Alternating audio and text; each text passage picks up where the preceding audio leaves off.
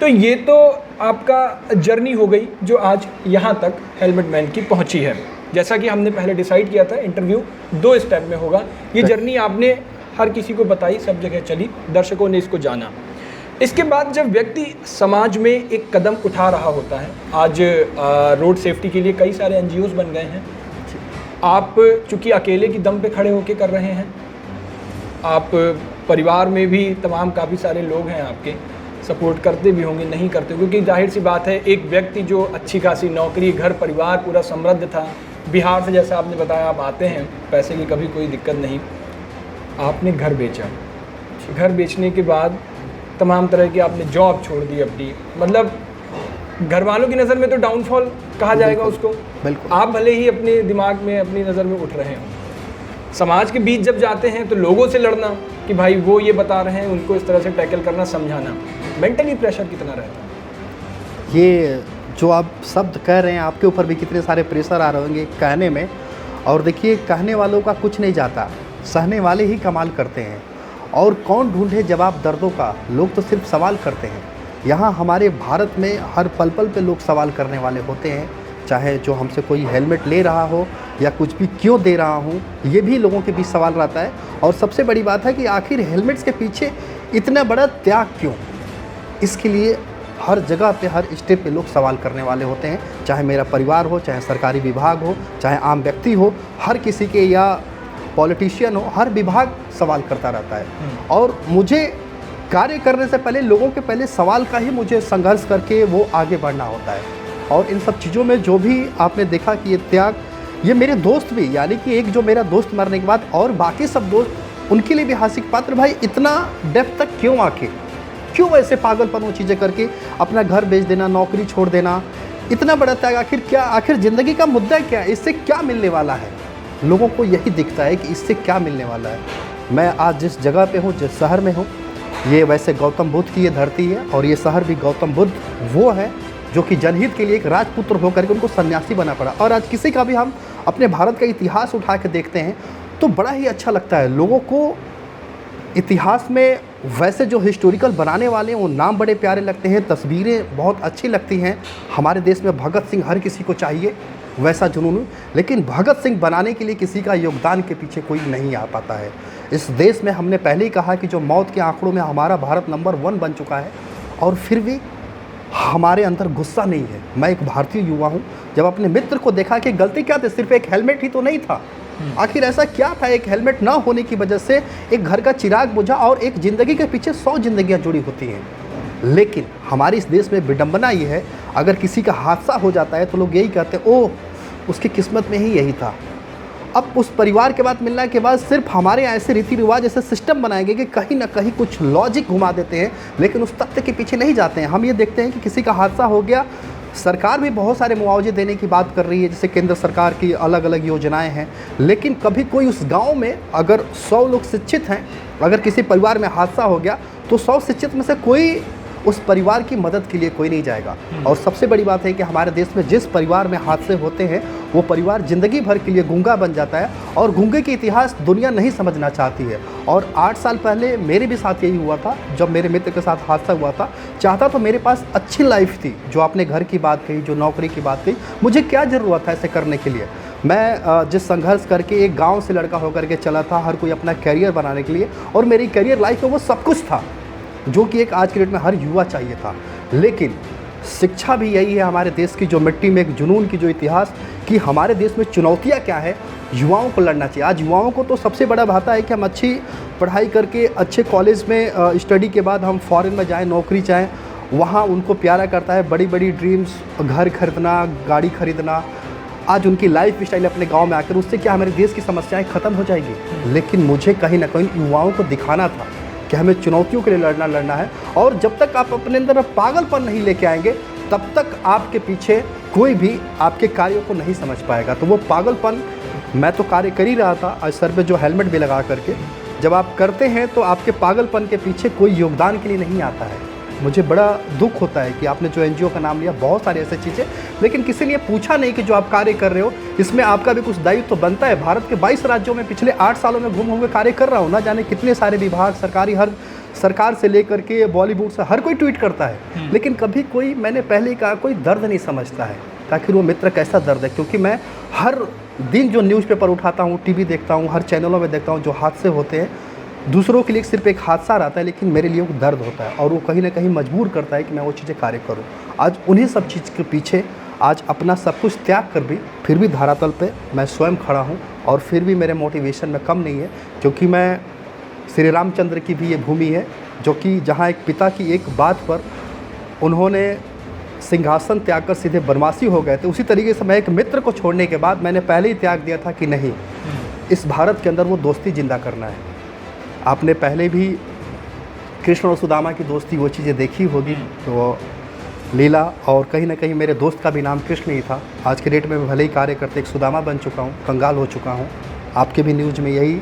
दिख रहा होगा कि भाई मेरे पास कुछ भी बचा नहीं है, लेकिन हौसला मेरे पास कम नहीं है, क्योंकि दुनिया के लिए मित्र मेरा मर गया होगा, लेकिन आज भी मेरे मस्तक पे विराजमान है वो कहीं ना कहीं। तो ऐसे कहीं ना कहीं वो धारा ज़रूर मिलेगी जो अपने में मिशन में मुझे कामयाबी मिलेगी, और उसी चीज़ को लेकर के मैं आज भी लड़ाई जारी रखा हूँ। आज की डेट पे लगभग 50-55 हज़ार हेलमेट आप टिल डेट डिस्ट्रीब्यूट कर चुके हैं। 50-55 हज़ार हेलमेट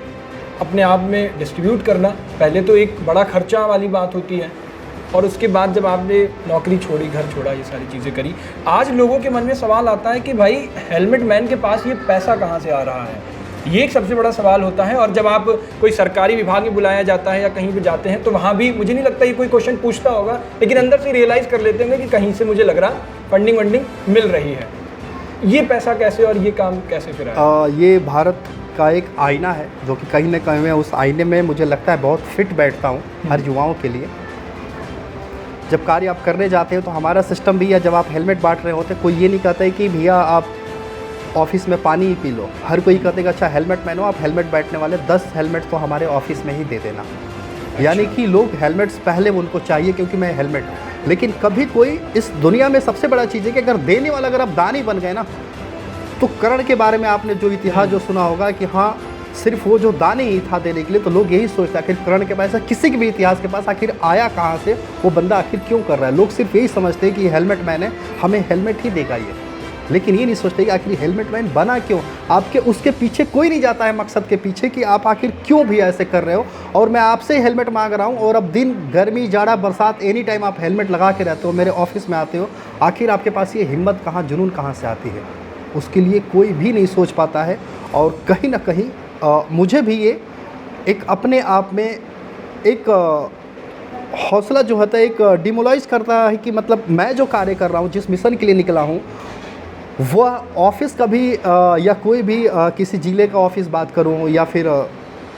मिनिस्ट्री का भी बात करूं, हर जगह लोग वहां पे मदद के लिए या मेरे लिए, मैं ये भी देखता हूं कि जो हेलमेट भी जो लेने वाले होते हैं, आज बहुत सारे युवा भी जो लेके जाते हैं, लेकिन हेलमेट पाकर भी वो कभी एक ट्वीट या सोशल मीडिया पर नहीं डालेंगे कि मैं हेलमेट मैन से हेलमेट भी पाया हूँ। चाहिए हर किसी को, क्यों? क्योंकि वहाँ पर आज सोशल मीडिया पर देखते हैं कि बहुत सारे लोग, कोई भी हादसा होता है तो वहाँ पे श्रद्धांजलि लिख देंगे, लेकिन अगले ही पल उनका मित्र अगर सड़कों पे बिना हेलमेट जा रहा है उसे नहीं टोक पाएंगे। और उनकी जो ब्रांडिंग ऐसे रहती है सोशल मीडिया पे कि वो नहीं दिखाते हैं कि हम हेलमेट मैन से हेलमेट भी पाए हैं। तो उसी तरीके से हमारा विभाग है जो भी है, चाहिए हर किसी को, लेकिन मदद के लिए कोई उस तरीके से नहीं आ पाता है। आज इसी चीज़ के कारणों की वजह से आज भारत में तमाम समस्याएँ एज इट इज खड़ी हैं। अच्छा, आपने 50-55 हज़ार हेलमेट जो बांटे, उसमें से एक आंकड़ा तो आपने लगाया होगा कि कैसे लोग हेलमेट आपसे लेते हैं? सक्षम वर्ग होता है या असक्षम वर्ग होता है? किस तरह का वर्ग आपसे ज़्यादा हेलमेट लिया है? मैं जब शुरुआती दौर में पहले हेलमेट जब बांट के चल रहा था, जो आता था कोई भी व्यक्ति बड़ा खुश होता था, कोई एक दे दो से लूट के लेके चला जाता था, लेकिन ये नहीं समझ पाता कि बंदा आखिर क्यों दे रहा है। मेरे मित्र के दौरान जो डेथ हुई थी उसे घर पे गया था, जो किताबें थी मैंने किसी ज़रूरतमंद बच्चे को दे दिया था। वही 2 साल बाद एक मदर का फ़ोन आया कि सर आपके पुस्तक देने की वजह से जो मेरा बेटा है जिले में प्रथम स्थान लिया है। वहीं से मैंने अपना एक मिशन बनाया कि हम क्यों ना जो सड़कों पर जो पढ़े लिखे लोग हैं, जो वही लोग ट्रैफिक नियम तोड़ रहे हैं, हम उनसे पुस्तक निकालते हैं घरों से और वो पुस्तक और भी ज़रूरतमंद बच्चों तक पहुंचाने का प्रयास करते हैं। तो मेरा यही था सड़कों पे कि आप पुस्तक लाएं, चाहे एक भी लाएं, मैं आपको हेलमेट दूंगा। उस तरीके से जो पिछले 8 सालों में मैं 55,000 हेलमेट जो बांट चुका हूं, और जो लोगों द्वारा जो पुस्तकें मिली है लगभग 11.5 लाख बच्चों तक वो पुस्तकें भी हमने पहुँचाया। यानी कि हमारा यही मिशन है कि भारत सड़क दुर्घटना मुक्त तभी बनेगा जब 100% साक्षर होगा। अब उसमें क्या है कि जो बच्चा किताब लेके आया अपने घर में हेलमेट दिया, उस परिवार में 5 से 10 लोगों के बीच जागरूकता गई, और कहीं ना कहीं जो हेलमेट पाया वो भी एक कहता था कि भाई ये किसी को मित्र को खोया हुआ है, अगर वो हेलमेट इतने बड़े स्तर पे दे रहा है तो कहीं ना कहीं हमारे समाज सोसाइटी को ऐसे करना चाहिए। अभी पिछले 8 सालों में बहुत सारे उतार चढ़ाव भी हुए। कोविड का भी दौर था, उस दौरान जिन लोगों के चालान हुए थे कोविड के दौरान, मैंने उन्हें हेलमेट दिया कि भाई अपनी चालान की रसीद दिखाएं। उन लोगों को चिन्हित करके बहुत सारे ऐसे महिलाओं के पास जिनके पास डीएल थे, मैंने भारत के अलग अलग पे कुरियर किया। रक्षाबंधन का दिन ऐसे जब भी कोई ऐसे फेस्टिवल आता है तो भी बोलता हूँ कि जो भी बहन है अपने भाई को हेलमेट देना चाह रही हैं तो आप मुझे सिर्फ अपनी जो मार्कशीट जो पास की वो मुझे भेजें, ताकि अपने पुस्तक किसी पड़ोस के बच्चों तक। मैं ऐसे देखता हूँ कि भारत में आज भी ऐसे गांव हैं, बच्चे शिक्षित हैं लेकिन उनको ये नहीं पता है कि उस गांव में कितने अशिक्षित बच्चे हैं, तो वो पढ़े लिखे चिन्हित करें। तो वो ऐसे बहनें थी जो गांव में उन बच्चों तक पुस्तकें अपना पहुंचाया। आज हमने भी उन तक हेलमेट जो पहुंचाया। आज भले ही मेरी 2 सिस्टर है लेकिन रक्षाबंधन का समय आता है तो आई थिंक 200 से ऊपर राखियाँ मेरे घर पे आ जाती है। तो ये कहीं ना कहीं एक उनका प्रेम सौहार्द देखा। तो इस तरीके से मैंने चिन्हित करके युवाओं को, जो कि 18 साल से लेकर जो 25 साल का जो वर्ग होता है वो सबसे ज़्यादा एक्सीडेंट्स होती है हाथ से, तो मैं उन्हें ही हेलमेट देने का चीज़ें प्रयास करता रहता हूँ। और बाकी मैं जब सड़कों पर अपने गाड़ी में लेकर के निकलता हूँ तो उस तरीके से देखता हूँ कि कौन ज़रूरतमंद है तो मैं उसे हेलमेट पकड़ा देता हूँ, और उस तरीके से लेकर के मैं ऐसे लोगों को वर्ग को ही मैंने बिल्कुल दिया। ये तो आपको बेटा है घर में, पत्नी है, आपके माता पिता बिहार में ही अभी गांव में ही रहते हैं। जब ये लोग लड़ते नहीं हैं, आप पत्नी आपकी जो हमसफ़र साथी हैं वो सोचती होंगी कि एक, और आप खुद भी, मैं आप पे ही जा रहा हूँ कि एक व्यक्ति जो खुद पैसों से पहले घर खरीदता है, मतलब एक घर खरीदना ही सपना होता है एनसीआर में, उसके बाद वो घर लेता है, एक दिन ऐसा आता है कि उसको पागलपन कह लो, जुनून कह लो, उसका अपना सपना कह लो, उसी घर को वो बेच रहा होता है। सुनने में थोड़ा सा अजीब ऐसा लगता था, लेकिन जब इसको महसूस किया जाएगा तो शायद सोच भी नहीं कोई पाएगा कि ऐसा करना इतना आसान नहीं होता है। वो दिन आपने देखा, और कोई ज़रूरत भी नहीं थी, मतलब ये आपका एक पागलपन ही, जुनून ही कहा जाएगा। तो ये आप उस समय वो कौन सा मोमेंट था जब आप घर बेच रहे थे? एक बहुत ही अच्छा एक कविता है, सुखचैन की ठंडी छाँव तले मुश्किल है यार बसर मेरा, महलों में कबूतर रहते हैं मैं बाज हूँ पर्वत घर मेरा, रण स्वाभिमान लड़ने को मैं एक अकेला काफ़ी हूँ, एक हिम्मत है तलवार मेरी 2 बाजुएं है लश्कर मेरा। आज मेरी टूटी शमशीरों पर हंसी आ रही होगी, लेकिन कल जो मेरी हौसलों की जब ताकत होगी तो पूरी दुनिया देखेगी। उसी चीज़ को लेकर के मैं ये देखता हूँ कि जो सड़क हादसों में जब हो जाते हैं जिस परिवार में, और वो परिवार के पास जब पैसे नहीं होते हैं तो उसको अपना आशियाना ही दिखता है। और ऐसे बहुत सारे परिवार जो हैं जो कि अपनों को बचाने के लिए सड़क हादसों में एक हेलमेट ना होने की वजह से घर पूरी संपत्तियां बेच दी, लेकिन फिर भी नहीं बचा पाए। और जिस किसी ने बचाया भी तो सिर्फ अपंग बनाया, ताकि आज वो ज़िंदगी की कुछ बचे हुए समय के लिए भी आज भी वो परिवार संघर्ष कर रहा है। उन्हीं चीज़ को लेकर के मैं हेलमेट बांटते जब वो कर्ज में था, और जो मेरे मिशन थे, जब लोगों से, जब उन परिवारों से कॉल आ रहे थे कि आपके हेलमेट देने की वजह से ज़िंदगी बची हुई है, और जब लोगों को जो मेरा मिशन इतना अच्छा लग रहा था, तो ये था कि हमें कुछ अपने मिशंस को जारी रखने के लिए ज़िंदगी के आगे जो मैं अपने मेहनत से कमाया हुआ था और मेहनत के दौरान ये चीज़ें कार्य कर रहा था, तो मुझे ये लगा कि अब जब मैं आर्थिक, जब कर्ज के तले जब आप कहीं ना कहीं दब जाते हैं तो कहीं ना कहीं आप कुछ भी नहीं देखते हैं। और अब ये मेरी मिशन ही जो मेरी ज़िंदगी है, और ज़िंदगी जीने के लिए आप आखिरी सांस तक जो छटपटाते हैं वो लड़ते होते हैं। और इस चीज़ के लिए मुझे वही दिखा कि जो मेरा अपना घर है, इस घर को ही मतलब बेचने के बाद शायद मैं अपने मिशन को फिर आगे रख सकूं, क्योंकि कहीं से मदद मिलने की वो उम्मीदें नहीं दिखी और ना ही अभी तक भी मिली है। तो दूसरा कोई मुझे पास विकल्प भी नहीं था घर बेचने के अलावा, तो हमने घर बेचने का जब ख्याल मन में आया तो अपने माता पिता को कैसे बताया आपने, और सबसे बड़ी बात पत्नी से कैसे कहा होगा आपने आकर के कि मैं ये घर बेचने जा रहा हूँ? ये मैं मानता हूँ कि जो मेरा बेटा भी है, पत्नी भी है, उनके ज़िंदगी के चीज़ें हिस्से थे कि कहीं ना कहीं एक सपना भी होता है हर किसी का युवा। मैं भी एक था यहाँ पे पढ़ाई करने जो घर खरीदा था, लेकिन जो मेरा मिशन जो सब कुछ था आगे था, पत्नी ने कभी मैं धन्यवाद करूँगा, सहयोग करूँगा कि इस चीज़ों के डिसीजन में उनका भी साथ था कि मैं कोई सबसे बड़ी बात है कि जो मेरी वाइफ एक खुश रहती कि मैं कोई दारू नहीं पीता हूँ, ठीक है ना, कोई बीड़ी सिगरेट नशा से दूर। और जो मेरा कार्य है मिशन वो बड़ा अच्छा लगता है, क्योंकि माँ की दुआएं कभी स्पीकर पे वो सुनती रहती है या लोगों की वो चीज़ें। तो उसने भी कहा कि कोई नहीं, धैर्य रखो, आप कर दो, घर तो कल दूसरे वो चीज़ें आ जाएंगे, कुछ भी हो जाएंगे, ज़िंदगी में बहुत आगे चैप्टर बाकी है, लेकिन कोई नहीं, मिशन आप जारी रखो। तो उस सपोर्ट्स की वजह से ही मैं अपना घर वो चीज़ें यहाँ। अच्छा, आपने बताया कि आप 4 भाई हैं, तो और 3 भाइयों ने जब ये सुना होगा तो कहा होगा यार ये मेरा भाई तो पागल ही हुआ जा रहा है, मतलब नौकरी छोड़ रहा, घर बेच रहा, मतलब ये तो बिल्कुल एक जुनूनियत इतनी सवार हो गई। इस पॉइंट पे मेरा कोई भी भाई कोई मुझसे बात नहीं करता है, कहता है कि हाँ भाई ठीक है, लेकिन ना ही कोई हेलमेट्स ना वो सुनना चाहते हैं, ना कुछ करना चाहते हैं, क्योंकि वो पागलपन जो देख करके वो जो मेरे कार्य के प्रति मुझे प्रताड़ना घर वालों से भी सुनने के लिए मिलती है, लेकिन वो कहीं ना कहीं इसमें वो कहते हैं कि नहीं, ये चीज़ें दूर रहो। वो बार बार यही कहते हैं कि ठीक है आप कार्य ठीक, इतना जुनून तक सही है, लेकिन अपना तुम नौकरी छोड़ करके ये चीज़ें कर रहे हो, कुछ आगे की जिम्मेदारी सोचो। और वो भी दुनियादारी की ही बातें करते हैं कि दुनिया ऐसी नहीं है जैसा तुम कर रहे हो, लेकिन फिर भी मुझे लगता है कि नहीं, मैं जो कार्य कर रहा हूँ मैं किसी दुनिया के लिए नहीं कर रहा हूँ, मैं एक जो संघर्ष लड़ रहा हूँ वो देश के लिए कार्य कर रहा हूँ। मुझे लगता है कि अगर मेरे इस मिशन से कल आज कई सारे लोगों की ज़िंदगी, मैंने लगभग 29 लोग ऐसे हैं जिनके सड़क हादसों में जो ज़िंदगी बच चुकी हैं, वो अपनी घर में तस्वीरें लगा रखे हैं, और मेरे हेलमेट जो देता हूँ उसके ऊपर हेलमेट मैन भी लिखा हुआ रहता है। और बहुत लोग जब सड़क हादसा में लोग घायल होते हैं, किसी ट्रैक्टर से टक्कर खा करके वो जो उनको उठा रहे होते हैं, तो वहाँ पे देखते हैं कि अच्छा ये हेलमेट मैन वाला हेलमेट है, तो वो भी लोग मुझे कॉल करते हैं कि देखिए सर, आपके हेलमेट देने की वजह से वो अपनी गांव में बताते हैं, वो चीज़ें करते हैं कि आज ये व्यक्ति को मैं उठा रहा हूँ, इसको वो चीज़ हॉस्पिटल भेजा, सिर्फ आपके हेलमेट देने की वजह से वो चीज़ें बच गया। तो वो मेरे लिए बड़ा मोमेंट एक अच्छा होता है कि नहीं, हाँ आखिर क्यों दे रहे हैं। बहुत ऐसे युवा जब सोशल मीडिया पर आकर के जब वो अपनों को खोते हैं, तो वो जब लाइव आकर के बोलते हैं, वो कहते हैं कि आज हेलमेट मैन का मैंने महत्व समझा कि आखिर क्यों अपनी सारी ज़िंदगी को दाव पे लगा करके क्यों हेलमेट बांट रहा है, क्योंकि मैं अपना भाई खो चुका हूँ, कोई कुछ हो,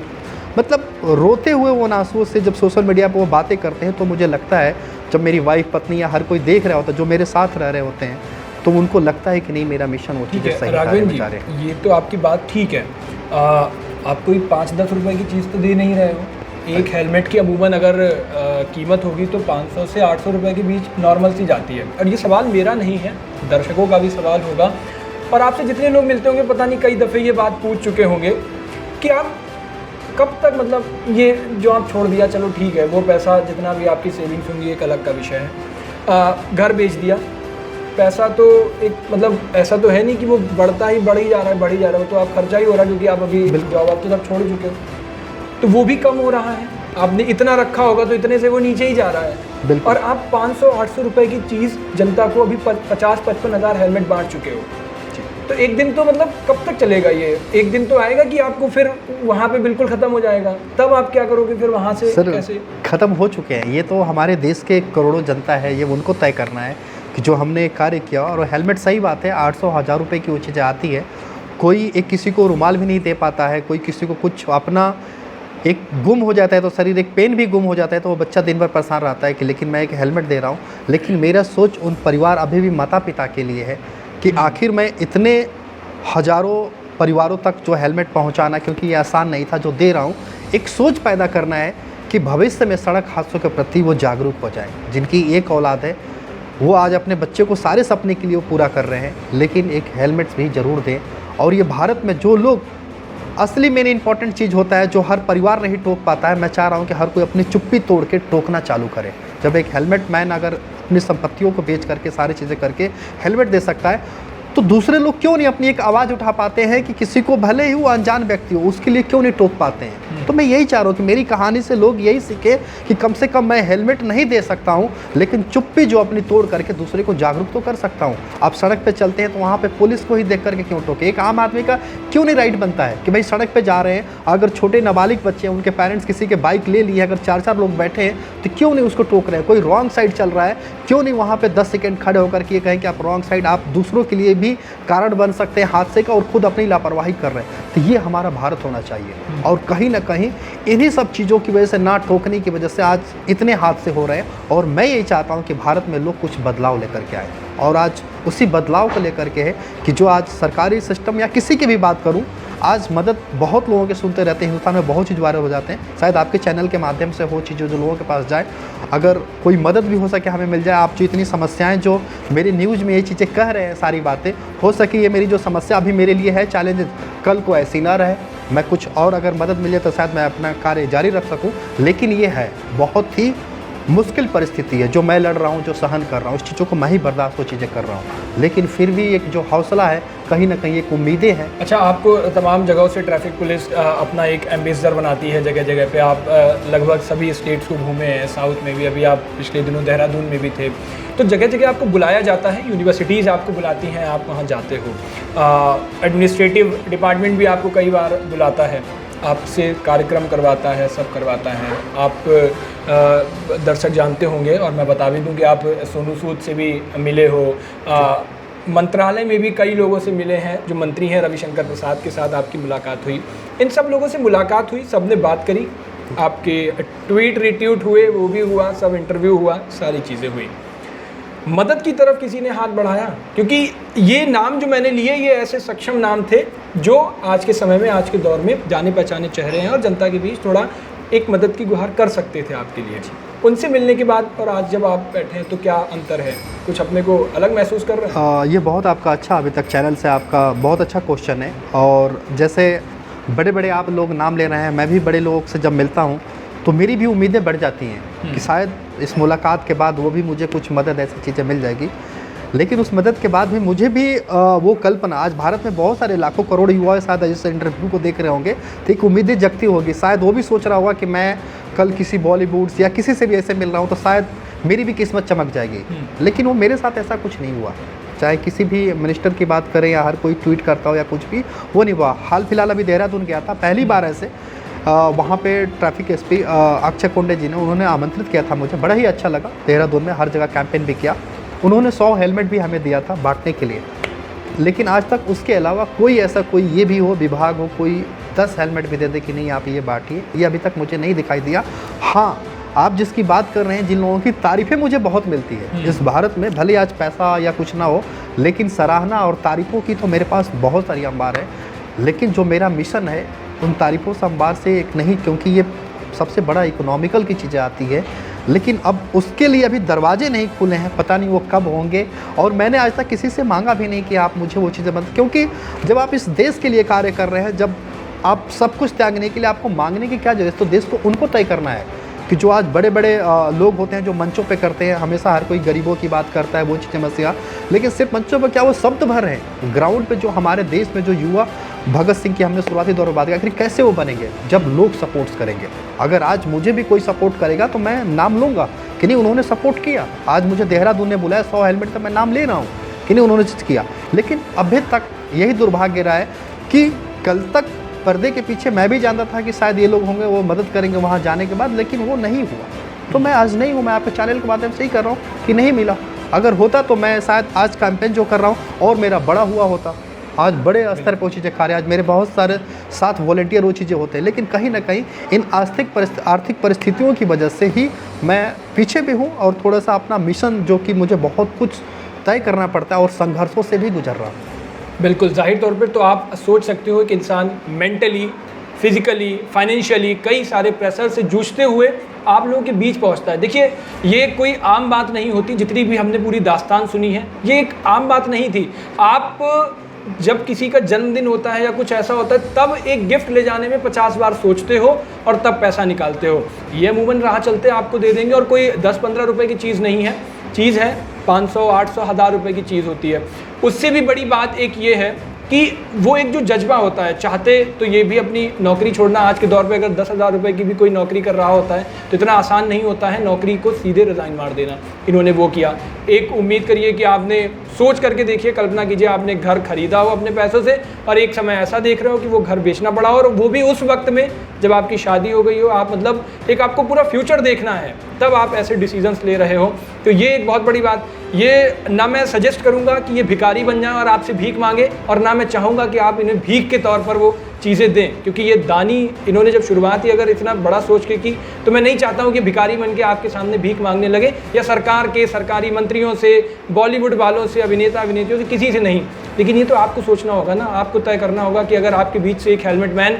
उठ करके हेलमेट पहन करके आपके बीच पहुंचा है तो आप आवाज़ से नहीं, शब्दों से नहीं, काम से, अगर आपसे बात 10 रुपये, 15 रुपये, 20 रुपये, मैं ये नहीं चाहूँगा कि आप जितनी मदद आपसे हो पा रही हो थोड़ी मदद कर सकते हो, शायद वो 10 लोगों की मदद मिलके एक व्यक्ति की जान बचा ले। और सबसे बड़ी बात, ये हमारे बीच तभी रह पाएंगे क्योंकि इन्होंने अपना घर वर सब बेच दिया है। देखिए अब 2 साल 4 साल सफ़र और चल जाएगा ऐसे इस तरह से, लेकिन अगर आप चाहते हो कि इन जैसे लोग बीच में रहें समाज से और आपके जैसे साथी आज वो दिन देख पाएँ तो इनको मदद करनी पड़ेगी। और एक सबसे बड़ी बात, जो ये हेलमेट आप देख रहे हैं टंगा हुआ, हम नहीं चाहते कि ऐसे दीवारों पर आपकी तस्वीर टंगी हो, हम चाहते हैं कि ऐसे दीवारों पर आपके घर में हेलमेट टंगे हों कि आप जब भी घर से बाहर निकलें तो ये हेलमेट पहन करके जाइए, जिससे कि घर में उसी जगह पर आके हेलमेट ही टांगा जाए, ना कि आपकी तस्वीर टांगी जाए। क्योंकि हेलमेट पहन के निकलेंगे तो स्वास्थ्य का ध्यान रखेंगे, सड़क पे कोई दुर्घटना होगी तो उससे बचेंगे। हेलमेट मैन की ये जो पहल है वो सार्थक होगी और तब इन जैसे लोग जो इन्होंने पूरी अपनी ज़िंदगी एक तरीके से आपके ये जुनून पागलपन में जो लोग कहते ख़राब कर दी, हम नहीं कहेंगे ख़राब कर दी, इन्होंने अपनी ज़िंदगी आबाद की है, आज लोग इन्हें जान रहे हैं। लेकिन एक तो नेताओं से, जितने भी लोग इनसे मिलते हैं, आपको तो थोड़ी सी तनिक तो शर्म आनी चाहिए, हम सीधा कहेंगे, क्योंकि आप सिर्फ सराहना करके वो नहीं, आप सक्षम व्यक्ति हैं, आप कई माध्यम से इनको सपोर्ट कर सकते हैं। और मंत्री नेताओं की छोड़िए, जनता आपको तो कम से कम थोड़ा सोचना ही चाहिए। तो हम सभी दर्शकों से ये अपील करेंगे कि हेलमेट मैन को आप थोड़ी बहुत मदद जो भी आपसे बन सकती है आप ज़रूर करिए, जिससे ये आपके बीच रहेंगे, आपके बीच ऐसे समाज सेवा वाले काम करते रहेंगे और आप सब एक नई मिसाल बन करके जब समाज के बीच से जागेगी तब लगेगा कि हाँ, राघवेंद्र जी ने अगर हेलमेट मैन ऑफ इंडिया बन करके कोई नाम किया है और अपने पूरे परिवार से बैर लेकर के पागलपन में ये काम किया है तो इनकी ज़िंदगी वो सफल हुई है। राघवेंद्र जी बहुत बहुत धन्यवाद हमारे साथ जुड़ने के लिए। हेलमेट मैन को हम स्पेशली सल्यूट करते हैं कि आप हमारे बीच रहे और हमारे जैसे लोगों को आप सपोर्ट कर रहे हो और आप भी इनको ज़रूर सपोर्ट करिए। आप सबको भी एक अलग जगह आइए, शायद उसका बदलाव दिखे और एक बार एक नया दुनिया, नई ज़माना हम देख करके कहें वाह हेलमेट मैन क्या काम किया आपने। शुक्रिया।